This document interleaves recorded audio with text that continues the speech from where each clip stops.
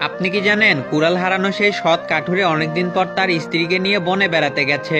কাঠুরের স্ত্রী সেই নদীটি দেখতে ইচ্ছা প্রকাশ করলো। নদীর ধারে গিয়ে হঠাৎ তার স্ত্রী পানিতে পড়ে ডুবে গেল। কাঠুরে কান্না শুরু করেছে। তার কান্না শুনে আবারও জলপরি এলো। তারপর জলপরি অতি রূপবতী রাজকন্যার মতো এক মেয়েকে পানি থেকে তুলে বলল, এ কি তোমার স্ত্রী? কাঠুরি বলল, জি, এই আমার স্ত্রী। জলপরি বলল, ভালো করে দেখে তারপরে বলো। কাঠুরে বলল, আর দেখতে হবে না, এই আমার স্ত্রী। জলপরি বলল, আগের বার তোমার সততা দেখে আমি মুগ্ধ হয়েছিলাম, এখন তুমি এটা কি করলে? রূপবতী মেয়ে দেখে নিজের স্ত্রীকে ভুলে গেলে? তখন কাঠুরে বলল, আমি বাধ্য হয়ে বলছি, এইটাই আমার স্ত্রী। যদি না বলতাম আপনি এর চেয়ে একটু কম সুন্দর আরেকটা মেয়ে তুলতেন।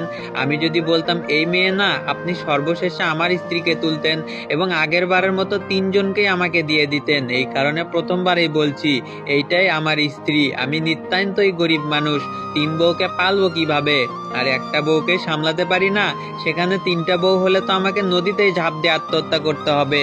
এবার কাঠুরের সততা দেখে জলপরি মুগ্ধ হলো এবং পানি থেকে তুলে তিনটাকে তো দিলই, সাথে নিজেকেও তাকে বিবাহের প্রস্তাব দিল। সৎ কাঠুরিয়া চার স্ত্রীকে নিয়ে ঘরে ফিরল।